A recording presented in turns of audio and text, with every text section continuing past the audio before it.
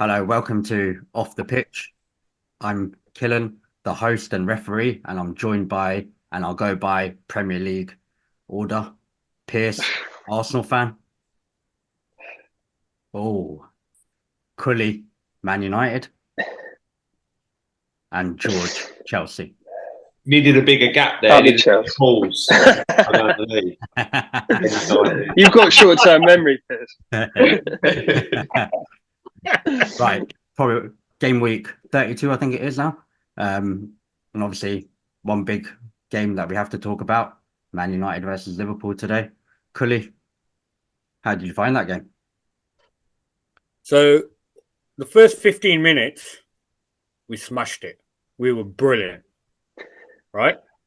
That's how I saw it. We were chasing the balls. We were tackling. We were getting at them, and then we just ran out of batteries, like completely dead. And then it was Liverpool, and Liverpool did it again, just like the cup game. They had one scenario where there was 4-on-2 or something, and they messed that up. They missed so many chances. And the only thing that we had at half time was hope. Like, oh, they've missed so many chances, it could make them pay. Then we got a brilliant assist from, I don't know, Will Smith, that guy. Maybe take that. That young right back.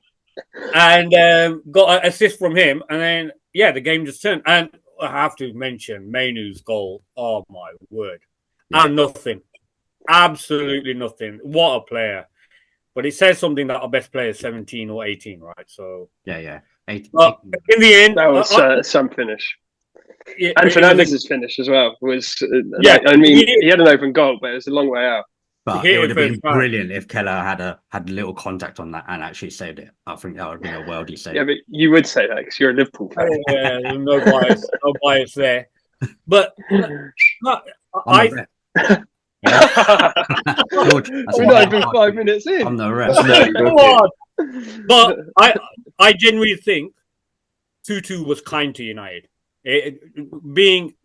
Trying to be honest about it, I think it was kind to us. They should have been. The game should have been over half time. Yeah, but we stuck to it.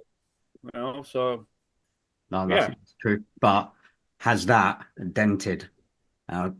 Dented is a strong word, but has that dented or given a lot more hope for Arsenal to win the league? Pierce?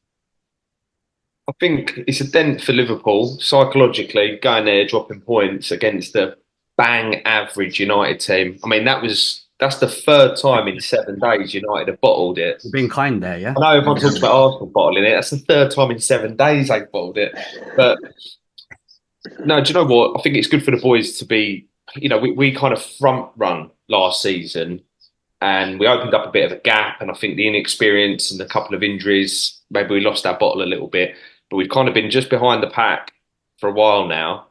And we've taken our opportunity since the turn of the year. I think we've scored something like 38 goals and conceded 4. Like, we've been on such a run. And now finally it's got us top.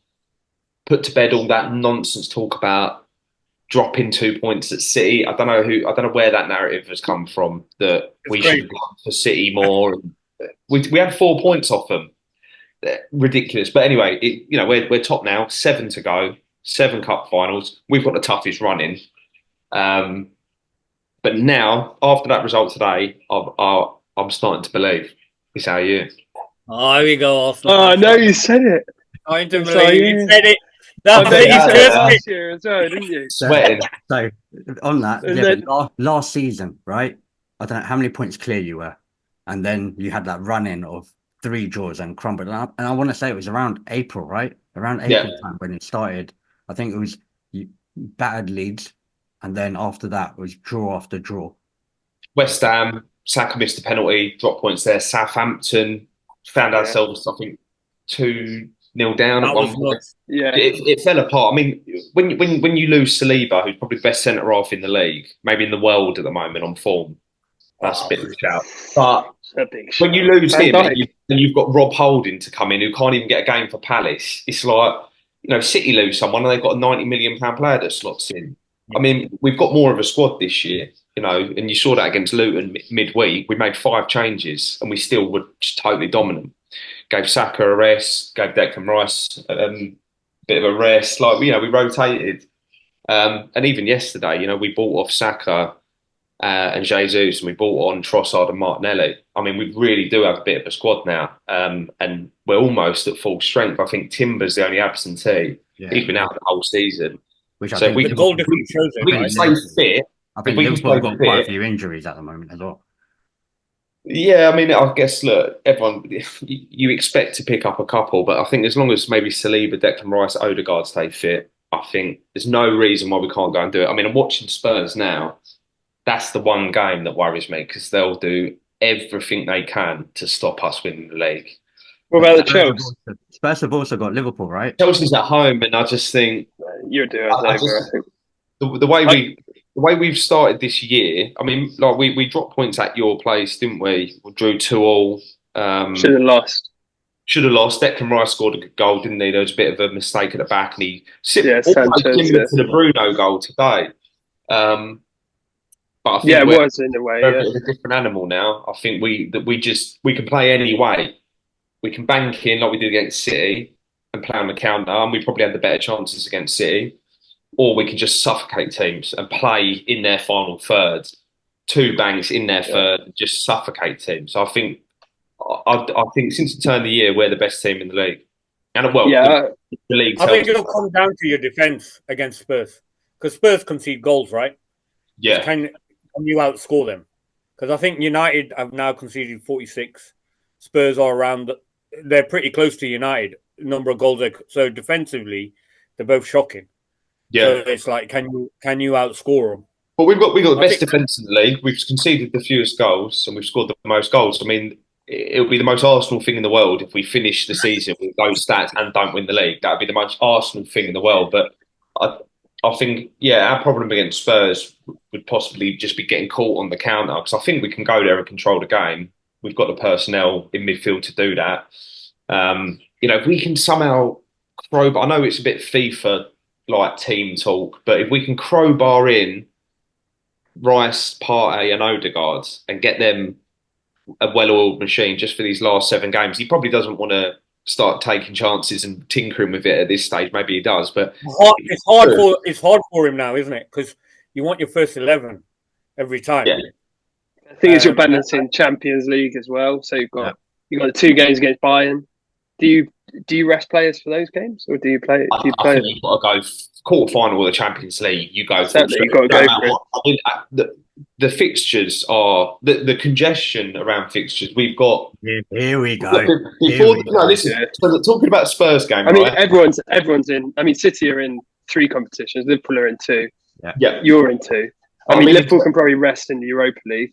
You and City both can't rest really in any of the competitions you're in. Yeah, but I think Liverpool have got the hardest running, haven't they? Or is it you guys have the hardest running? We've got a tougher running. Yeah, but I mean, in terms of the teams we're playing against, we play Spurs, and in the 2 weeks before the Spurs game, we play 4 times. They don't play at all. So they've got a quick rest. And I don't know how. I mean, that can sometimes go. The Chelsea fixture will get rearranged in that spell, I think. But yeah. So there's a lot of football to play, but I think let's almost relish it a little bit, because it's like, let's see what the boys are made of. Then can you go and turn up for 3 days?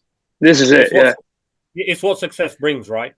And I always think, to be honest, it's probably a fan talking, but I always get irritated when players are rested at the beginning of a game, right? Get your first 11 on, bank on yourselves to take the lead, get a lead, 1-0, 2-0, whatever, and then take them off early. Like, you can substitute half your team now, right? So go out, set your stall up, scare the life out of the opposition that they're going for it, get ahead, and then make the changes to give them a rest, rather than give them a rest, go behind, and then chase, and everybody has to work that harder. Yeah, I just think football's so quick these days, and I always that you can't. I always think that with the games, when you're winning and you're doing well, just keep playing, because momentum is, it's the biggest thing, right? If you keep winning, so how many times have we heard ex-footballers say that they didn't feel tired when they were winning? Yeah. Right? Having that rhythm is important. It's like, I mentioned, so important. Coming back for us.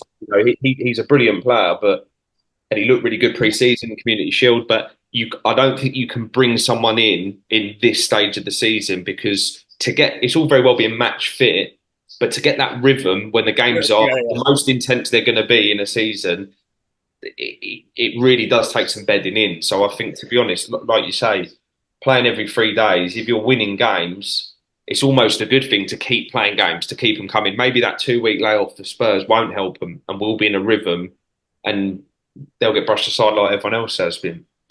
Maybe.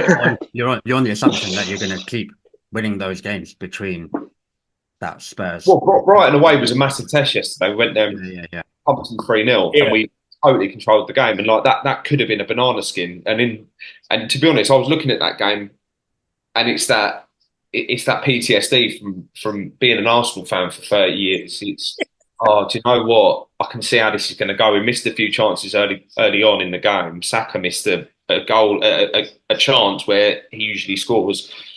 Jesus missed one, and you think this is going to be one of them games. They're going to, it'll be 1-1. They'll pinch it at the end, or they might even beat us. But we are a different animal now. We just squeeze them out teams. Like Liverpool today.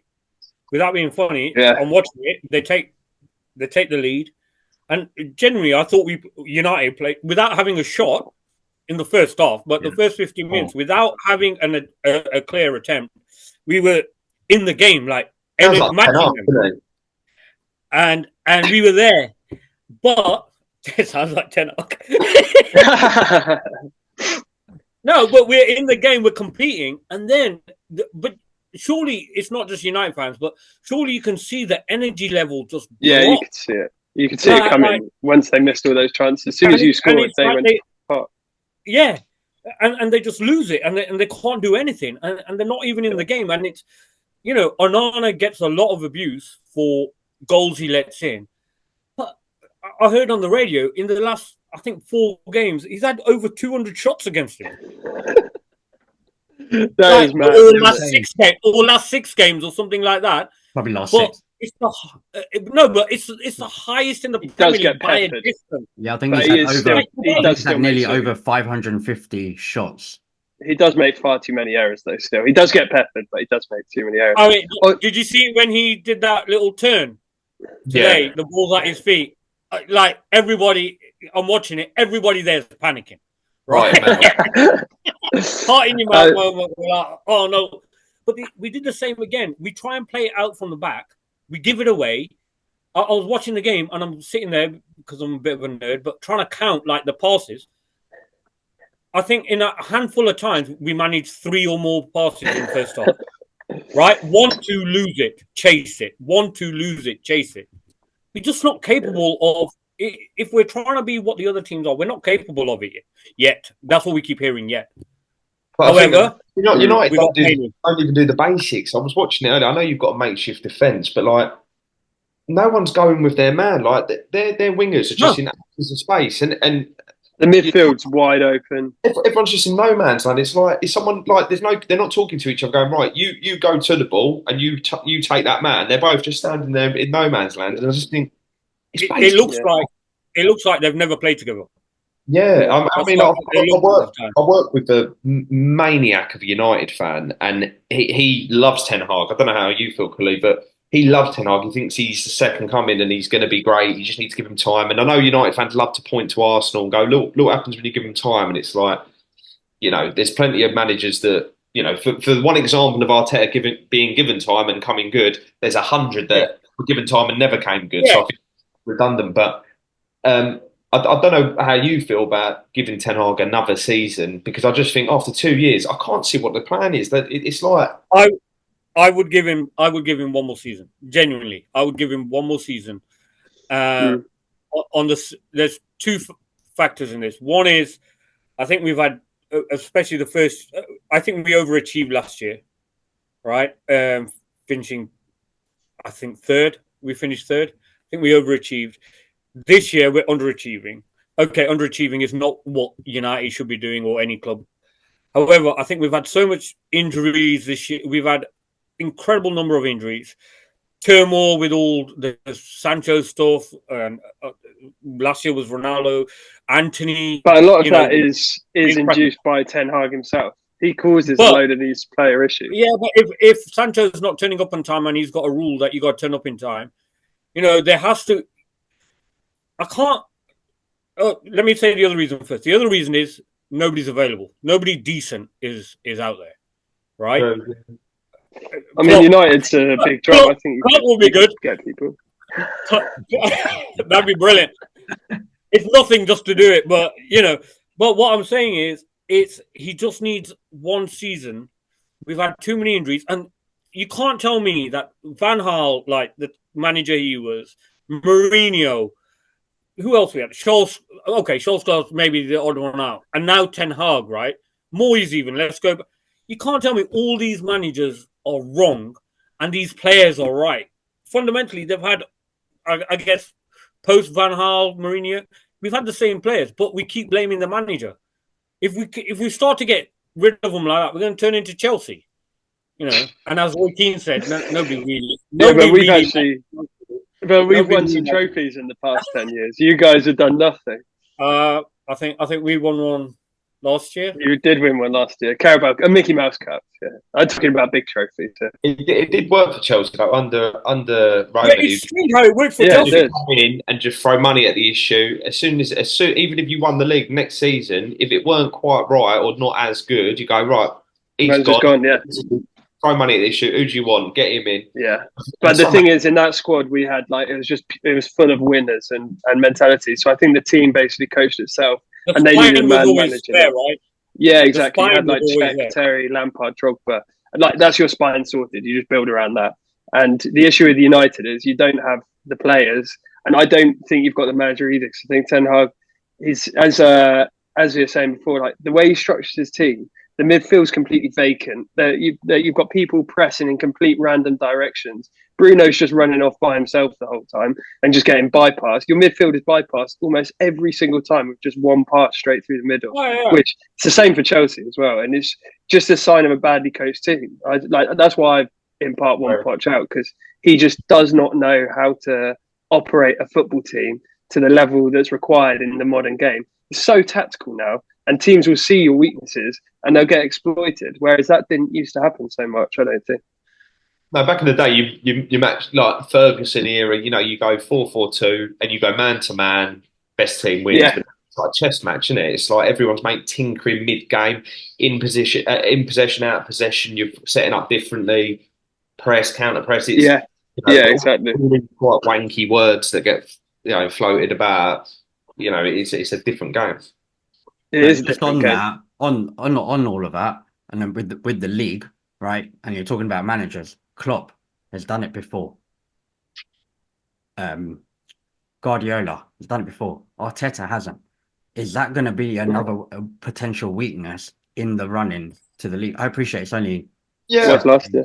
But I think that was he learned a lot from last year. This is his first gig as a manager. He's brand new. Like Ange Postecoglou came into Spurs. He was managing when Arteta was, I think, playing under 15s. Like he's a baby. Do you know what I mean? I think we played Porto. We played Porto in the Champions League, and Pepe was starting for Porto, and I think he's older than Arteta. He is, isn't he? He's a young manager, and I think he would have learned a lot from last year. But I mean, I don't think I know rival fans like to have a go. But I don't think anyone can doubt that we're onto something with Arteta. He's obviously got something special about him. Like fourth season as a manager, and he's probably learned a lot from Guardiola. 4 points off Liverpool, 4 points off City. We're top of the league. For the first time in 14 years, we're in the Champions League quarterfinals. Like I saw De Zerbi, the Brighton coach, was in his pre-match was saying I think Arteta's Arsenal are the best team in the league. Like they're very difficult to play against. Rob Edwards, the Luton manager, post game was just saying, you know what they're going to do, but you can't stop them. They can play physical game, passing game. They're strong, they're quick. They can sit in and be compact and soak up pressure. They can counter. They can suffocate you. Like I think City. And I'm saying this with a smile on my face. City are almost a one-trick pony, but that one trick is exceptional and it's the best in the world. I feel like we're more versatile. We can play any game. And I think playing that City way, we're not as good at City as doing that. City are the best team in the world. But I think we've got more strings to our bow than Liverpool and City.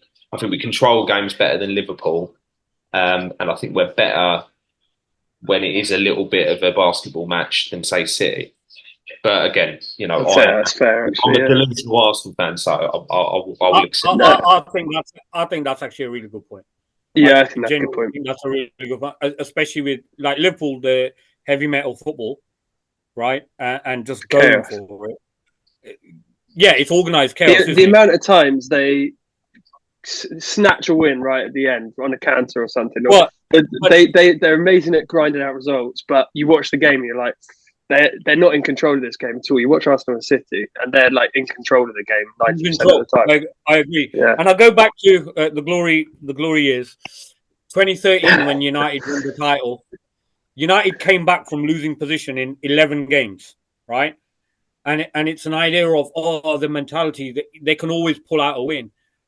But that's another thing. Like if you win games that are so close.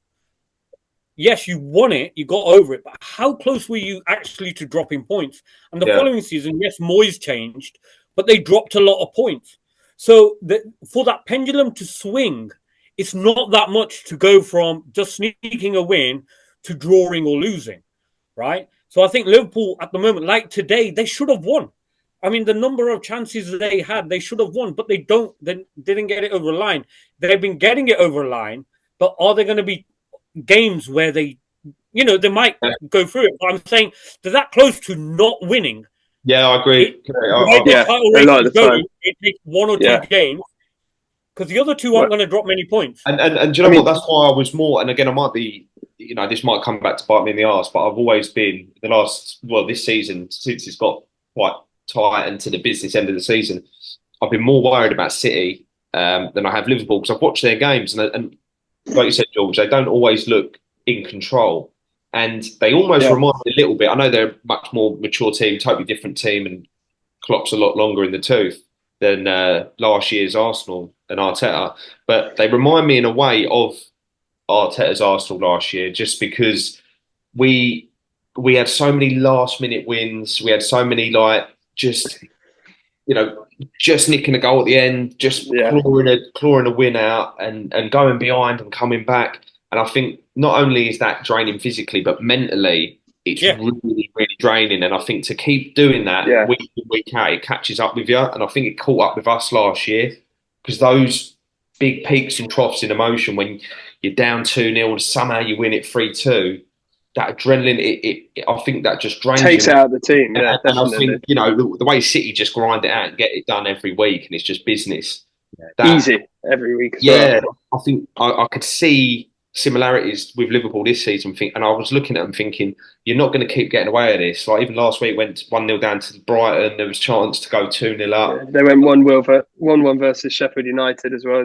Yeah. The Nottingham Forest one. I mean, that was a joke. 98. And also, it was such bad refereeing as well. Like the Forest player was down with a. Oh no! Forest had the ball. Liverpool player went down with a head injury, and Forest were attacking from the corner. Canate is absolutely fine, and then he gets back up and they give the ball to Liverpool when Forest are on the ball, and then Liverpool go at the other end and score. It's just, and again, I think we should talk about it. Really, the refereeing this weekend across some of the fixtures just so bad, and the issue of VAR just coming up every single week is painful, really. The Wolves decision is crazy. Yeah, it is. Yeah, they've had so many bad decisions this year. I think Wolves are top of the table for decisions against them in VAR. Yeah. Oh wow. It started on day one, didn't it, against our boys? Yeah. And it's just consistently through the season. Like you expect, like with Wolves, you expect it. But just a quick question, actually. Just on Klopp, because everybody's got this Klopp loving going on because he's leaving. I don't. if he doesn't win the title this season, he's equal with Ranieri and who else has won one? A couple of the Chelsea managers have won one. Ancelotti, right? Ancelotti's pretty good. But is he a Premier?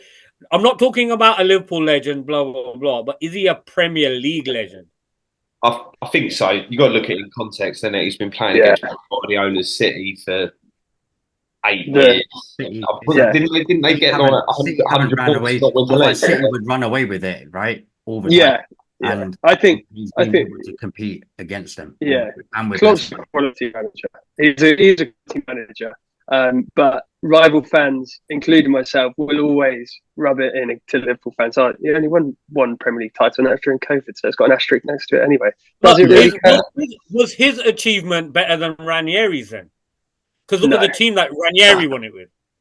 No, that's probably I would say that's arguably the greatest Premier League achievement, like in the history of the Premier League. That's second to let's win the league, right? No, is that no chance. Invincible season. Yeah, never been done since. Drew about 15 times. Got knocked out of Champions League by Chelsea. Never been done by City. Premier League, though. But to go, I think it's been. I really hate saying it. A City doing the treble, emulating what United did first, winning the treble. I'm not trying to make a point. Like Premier League years, isn't it? Yeah. But Arsenal are the only team that have done the invincible. So I know if you look at the trophy count at the end of it, you'd rather win the treble and lose 3 games, right? And lose 3 games in the league. I think Arsenal lost more than 3 games in their invincible year. But the league, they were invincible. There's only one team that can say we went through a season unbeaten. Yeah, exactly. Yeah. And that's it's an unbelievable achievement. Liverpool were close one season. Yeah. This is Liverpool want a trophy. Look, Liverpool fan wants a trophy for second place. Liverpool have been close to it this season. They lost that dodgy game against Spurs, and then obviously they came to the Emirates and got pumped. But bar that, they haven't lost. That's the only. Am I right in saying that's the only game? Yeah. 2 games they've lost, and that's Spurs. Yeah, they lost. Wouldn't it? They lost. It's like a Liverpool fan saying, "Yeah, we got over 90 points. We didn't win the league." Well, you didn't win the league. Yeah, do you think getting 100 points like City did, or going invincible, is a bigger achievement? Invincible. Do you think? There's only one team that's. I know there's only one team that's invincible. There's only one team that's Centurions. To have that level of dominance, well, there's dominance. Dominance is easy when you've broken 115 charges that are being put in the pocket. Let's not forget Arsenal. I can't believe you've got me defending Arsenal here.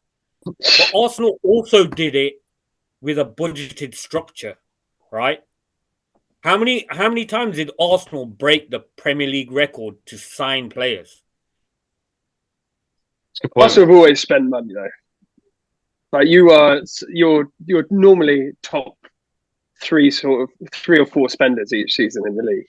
You brought in. In all fairness, Arsenal spent more money, a bit like a smaller version of United at the moment. Arsenal blew more money since they've last won the title, obviously with inflation and everything. But at that time, I don't think Arsenal. I think there was Reyes in that team. He was 16 million, right? I think Wenger was. Yeah, or did he come the season after?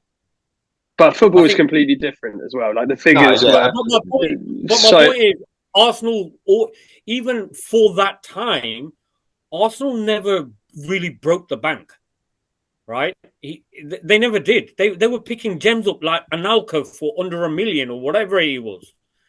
You know, it was Gilberto Silva came cheap for what Edu or whoever. Thierry Henry was about 12 million. There's a winger for Thierry Henry. Yeah. I think the only time they broke the bank, relatively to other teams, was when they signed Dennis Bergkamp, but that was Bruce Rio. Stato sitting here. Unbelievable, bad. Right, But the million dollar question before we close off.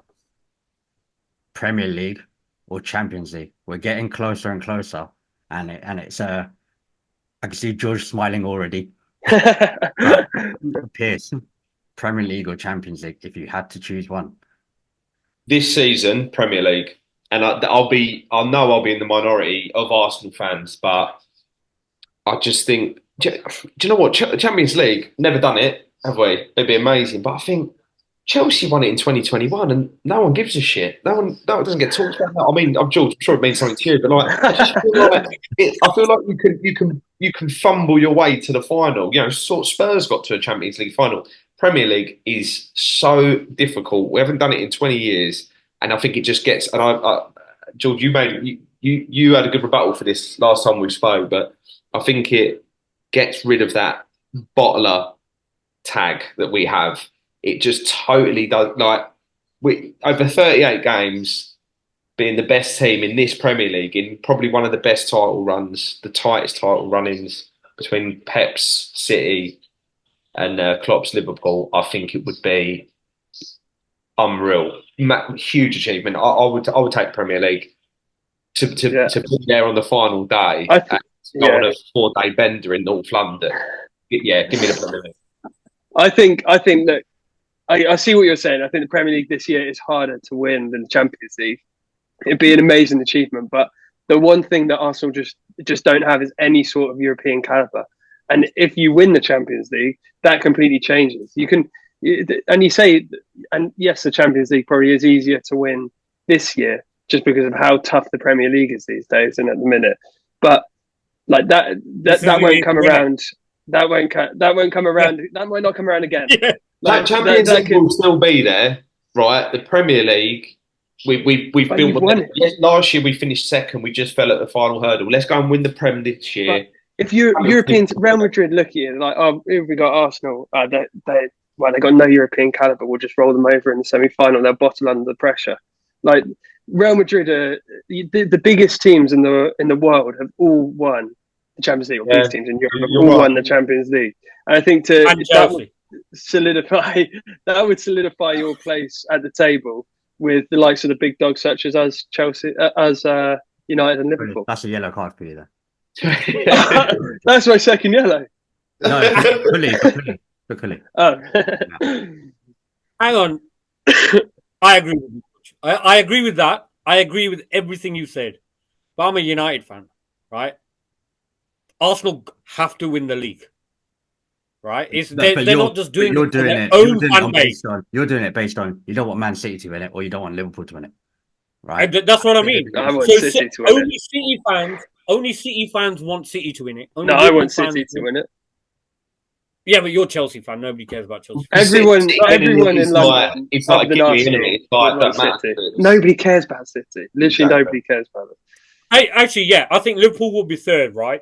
In the one City, because there's excuse of, well, it's not even their own money. They've got all these charges, blah blah blah.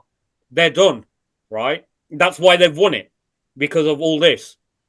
City, you can tolerate it to a bit, but Liverpool and the big hoo-ha, club's final year and all this nonsense. It's like no manager. Has ever quit a football team before. Klopp's done really good. So Arsenal for the league. It is on the same sort of level, the pandemonium, as it was with Fergie. And you look at what Fergie did for the game in England, and you can't compare the two. But people are probably going above and beyond with Klopp as what it was with Fergie. Like everything is about Klopp and his farewell, and like it was like for the Carabao Cup final, the advertisement on Sky was Klopp's farewell tour stops at Wembley. It's like, how can you advertise the Carabao Cup final as that? Just didn't even mention Chelsea. It just said Klopp's farewell tour stops at Wembley. Yeah, but you guys didn't help in the end, did you? No, let's not talk about that. That's in the history. That was brutal. What's the next games then for in this run-in? We've got Villa Sunday, which I'll be going to. I'll be in a box. I'll be in the box for that, Killen, at the Emirates. City, I don't know if anyone's got it up in front of them. That's a tough game, I think. I'll get the fixtures up for City. But they've got some because they've got Real Madrid and they've got very tough games as well. We got Bayern Munich. We got Bayern Munich on next week. Yeah, so City got Real Madrid next week. Luton. Have they? Yeah, Luton on the 13th. Man City, Luton. To make up the goal difference, then, wouldn't they? And City's games are Liverpool, Palace, Real Madrid, Liverpool, Palace, and then Arsenal, Villa. I think that'll be a tough game. Yeah, I think Villa look like they're running out of steam. I think they look like they're just running out of steam. But other than Ollie Watkins, yeah, I hope gets top goal scorer.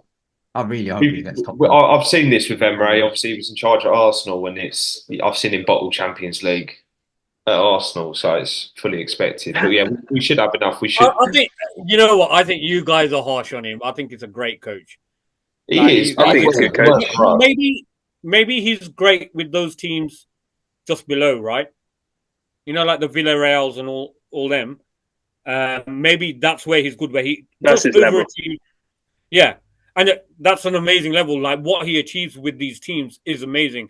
Where he's got Villa at the moment is amazing. Going back to how difficult it's to win the league, look at all the teams around him. In all fairness, he's doing a brilliant job. Yeah, to be ahead of that Tottenham, I know Tottenham have games in hand, but to be ahead of that Tottenham team, everyone's praising Ange so much. Villa got a lot of praise early in the season, and I know their form's dried up a little bit, but they're not getting anywhere near, I think, the respect and praise they should. Because to be ahead of teams such as like Chelsea and United, no we're shit, but that's still a very good achievement for Villa to do that for the course of the season. Yeah. Full time. Thank you very much. Good game. Yeah. Cheers, fellas.